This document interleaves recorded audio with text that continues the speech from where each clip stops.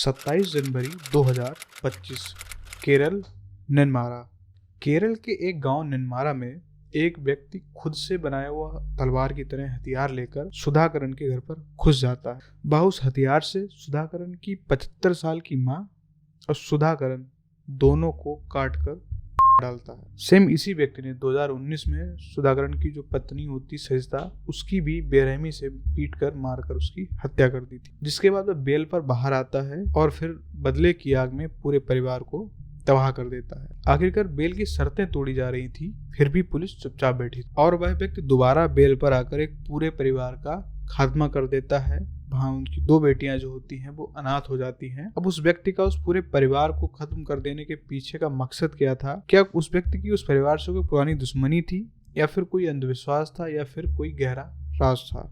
ये कहानी इतनी खौफनाक है कि सुनते हुए आपके रोंगटे खड़े हो जाएंगे। So hello everyone, I am Aishwarya and today you are watching the case of Nenmara multiple murders. इस डबल मर्डर की कहानी अचानक शुरू नहीं होती है। इस कहानी की जड़ें जाती हैं 2019 में। केरल के पालक्काड जिले के नेन्मारा में एक छोटा सा गांव पोथुड़ी होता है। शांत इलाका, सीमित लोग और लगभग सभी एक दूसरे को जानते होते हैं। यहीं पर 2 परिवार आमने सामने रह रहे होते हैं। एक परिवार में सुधाकरन, उसकी पत्नी और उसकी 2 बेटियां, वहीं दूसरी तरफ उसका पड़ोसी चंथमारा की जिंदगी पहले से ही बिखरी हुई थी, क्योंकि उसकी शादी तो हुई थी लेकिन उसकी जो पत्नी होती है वह उसे छोड़कर चली जाती है। अब जब उसकी पत्नी छोड़कर जाती है तो इसके पीछे उसके मन में अंधविश्वास वहम कर जाता है और यहीं से उसके मन में शक ने जगह बनानी शुरू कर दी थी। चंथमारा का उसकी पत्नी को जाने के पीछे की वजह वह यह मानता था कि उसकी पत्नी के ऊपर किसी ने जादू टोना करवाया है, जिसकी वजह से वह उसको छोड़कर चली गई है। और इस जादू टोने का जिम्मेदार वह मानने लगा था अपने पड़ोसी सुधाकरन की पत्नी सजिता और एक और पड़ोसी, इसका नाम होता है पुष्पा। उन दोनों को इस जादू टोने का जिम्मेदार वह मानने लगा था। अकॉर्डिंग टू लोकल पीपल कि चंथमारा ने किसी ज्योतिष से भी सलाह ली थी कि उसकी पत्नी के जाने के पीछे की क्या वजह है, जिस पर ज्योतिषी ने कहा था कि किसी लंबे बाल वाली औरत ने यह जादू टोना कराया हुआ है, जिसकी वजह से उसकी पत्नी उसको छोड़कर चली गई है। और संयोगवश सुधाकरन की पत्नी सजिता के भी बाल लंबे होते हैं। बस इतना ही चंथमारा के लिए काफी होता है और वो सुधाकरन की पत्नी सजिता को ही मान लेता है कि इसी औरत ने उसका घर उजाड़ा है। कोई सबूत नहीं होता है, कोई शिकायत नहीं होती है, सिर्फ एक आदमी का शक होता है जो धीरे धीरे भ्रम में बदल जाता है। 31 अगस्त 2019 केरल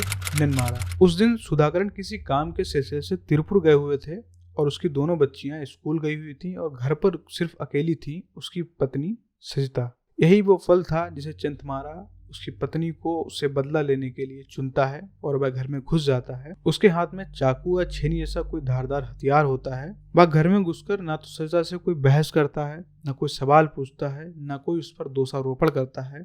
वह सीधे ही सजिता को पकड़ता है और उस पर ताबड़तोड़ उस हथियार से वार करने लग जाता है और उसका गला रेत देता है, जिससे सजिता की मौके पर ही मौत हो जाती है। तुरंत ही इलाके में हलचल मच जाती है। पुलिस को फोन किया जाता है, पुलिस आती है और पुलिस चंथमारा को गिरफ्तार कर लेती है। इसके बाद इस पूरे मामले की जांच चलती है। मामला कोर्ट पहुंचता है और कोर्ट उसको दोषी ठहराता है।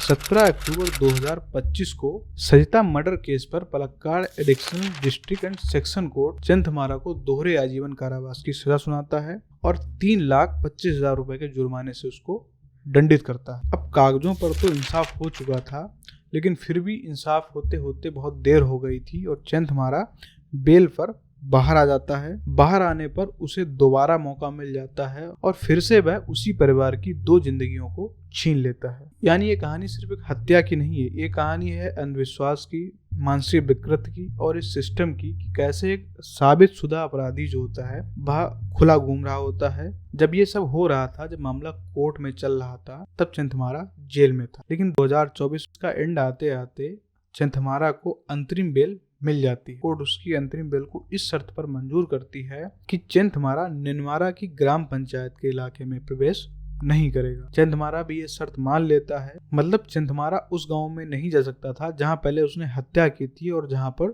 पीड़ित परिवार रहता था। लेकिन जमीनी हकीकत कुछ और ही होती है। दिसंबर 2024 में गांव वालों ने चंथमारा को फिर वहीं पर देखा, फिर उसी अपने घर के पास, उसी गली में, उसी जगह पर जहां पर कुछ समय पहले उसने किसी की हत्या की थी। गांव में डर फैलने लगा, लोगों ने पुलिस से शिकायत करना शुरू की और सबसे पहले आगे आए सुधाकरण और सुधाकरण की बेटी अखिला। दोनों ने पुलिस के पास जाकर शिकायत की, उनको लिखित शिकायत दी कि यह व्यक्ति मेरे पूरे परिवार को मार डालने की धमकी दे रहा है। सिर्फ यही नहीं, उसकी पड़ोसन पुष्पा, जिनका नाम पहले भी चिंतमारा के शक में था, उन्होंने 3 अलग अलग शिकायतें दर्ज कराई। यानी कि ये कोई एक आवाज नहीं होती है, ये पूरे मोहल्ले की चिंता होती है। लेकिन इस पर पुलिस ने क्या एक्शन लिया? निनमारा पुलिस स्टेशन के एसओ महेंद्र सिमन ने चिंतमारा को पुलिस स्टेशन बुलाया और उसको बुलाकर सिर्फ एक मौखिक चेतावनी दे दी कि वह उस इलाके के आसपास नहीं जा सकता है और मामला वहीं पर खत्म कर दिया। लेकिन क्या किसी हत्यारे को जो उस इलाके में पहले जा चुका था उसको सिर्फ एक मौखिक चेतावनी देकर छोड़ देना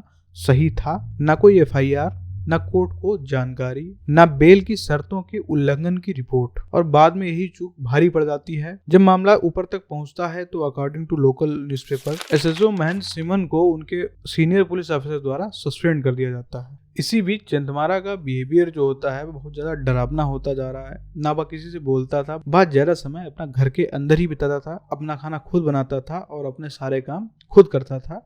घर से बाहर निकलकर कहीं भी नहीं जाता था। लोगों को लग रहा था कि शायद अभी सब शांत हो गया है और वह सिर्फ अपना काम कर रहा है, लेकिन अंदर ही अंदर आग सुलग रही थी और वह अपने काम में लगा हुआ था। और सिस्टम की लापरवाही ने उसे एक और मौका दे दिया, जिसका अंजाम कुछ ही दिनों में 2 और जिंदगियों की कीमत पर लिखा जाना था। 27 जनवरी 2025 सुबह का वक्त था। ये कोई अचानक हमला नहीं था। जांच में सामने आया कि चिंतमारा इसकी तैयारी में काफी समय से लगा हुआ था।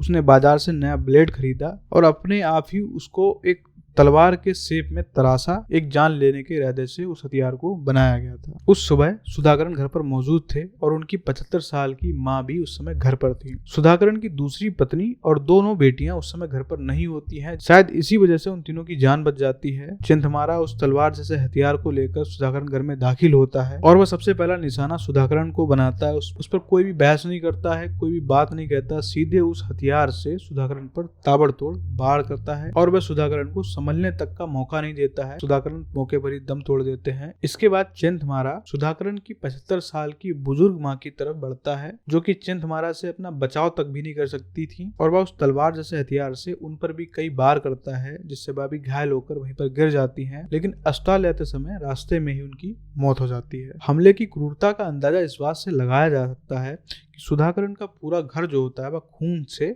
लथपथ हो चुका था। चारों तरफ खून के छींटे पड़े हुए थे और देखने से यह लग रहा था कि किसी व्यक्ति को यहाँ बेरहमी से गया है। 2 हत्याएं एक ही घर में कुछ ही मिनटों में। इसके बाद चिंतमारा सीधा वहां से भागकर नेली आफती हिल्स और मट्टाई फॉरेस्ट की तरफ निकल जाता है। घना जंगल, पहाड़ी इलाका, जहाँ पर छिपने के लिए एक आसान जगह थी। गांव में हड़कंप मच जाता है जब सुधाकरण और उसकी माँ लक्ष्मी का सब घर पर लाया जाता है तो उनको देखने के लिए पूरा गांव उमड़ पड़ता। सैकड़ों की संख्या में लोग अंतिम संस्कार में पहुंचे थे। लेकिन वहां पर जो सबसे दर्दनाक दृश्य होता है वहां पर खड़ी हुई सुधाकरण की 2 बेटियां। सुधाकरण की बड़ी बेटी अतुल्या, जिसकी उम्र 22 साल होती है, और सुधाकरण की छोटी बेटी अखिला, जिसकी उम्र 19 साल होती है। वह दोनों बेटियां अनाथ हो गई थी और रोते रोते बिल्कुल टूट चुकी थी। 2019 में उनकी माँ चली गई थी और अब उसके पिता और उसकी दादी माँ भी इस दुनिया को छोड़कर जा चुकी थी और अब ये दोनों बहनें अनाथ हो गई थी। मगर ये सवाल अब भी हवा में तैर रहा था कि अगर बेल की शर्तों का सख्ती से पालन होता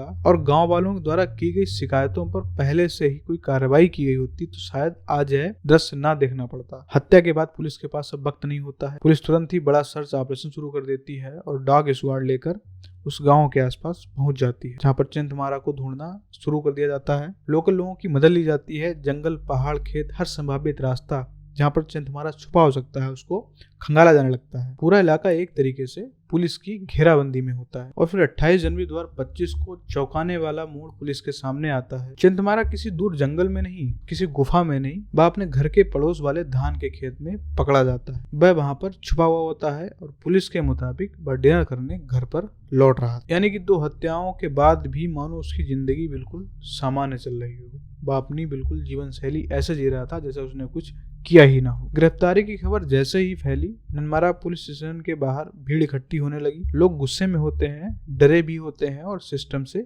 नाराज भी होते हैं। बाद में हालात इतने बिगड़ जाते हैं कि पुलिस को उस भीड़ पर लाठीचार्ज करना पड़ जाता है जिससे भीड़ को नियंत्रित किया जा सके। इसके बाद चिंतमारा को कोर्ट में पेश किया जाता है। उसके बाद यहाँ जो वह कहता है वो बहुत कुछ बयां करता है। चिंतमारा कोर्ट में कहता है कि उसको 100 साल की सजा दे दो। उसने जो किया उसे उस बात का कोई भी पछतावा नहीं है, कोई भी अफसोस नहीं है। चंथमारा का यह बयान चंथमारा के टूटे हुए मन और विकृत मन की झलक को दिखा रहा था। अब सवाल यह आता है कि चंथमारा का सुधाकरण की पूरी फैमिली को मारने के पीछे मोटिव क्या था। अकॉर्डिंग टू निनमारा पुलिस, चंथमारा का सुधाकरण की फैमिली को मारने के पीछे कोई एक इकलौता मोटिव नहीं था। चंथमारा का सुधाकरण की पत्नी को मारने के पीछे का मोटिव पुरानी दुश्मनी था, जिसमें अब अंधविश्वास मिल चुका था। बताया जाता है कि घटना के एक दिन पहले चंथमारा और सुधाकरण में बहस भी हुई थी। शायद ये बहस ही सुधाकरण के लिए ट्रिगर का काम कर जाती है। पुलिस के बयान में चंथमारा पुलिस से कहता है, चंथमारा को डर होता है कि सुधाकरण उससे बदला लेगा और इसी डर में उसने सुधाकरण पर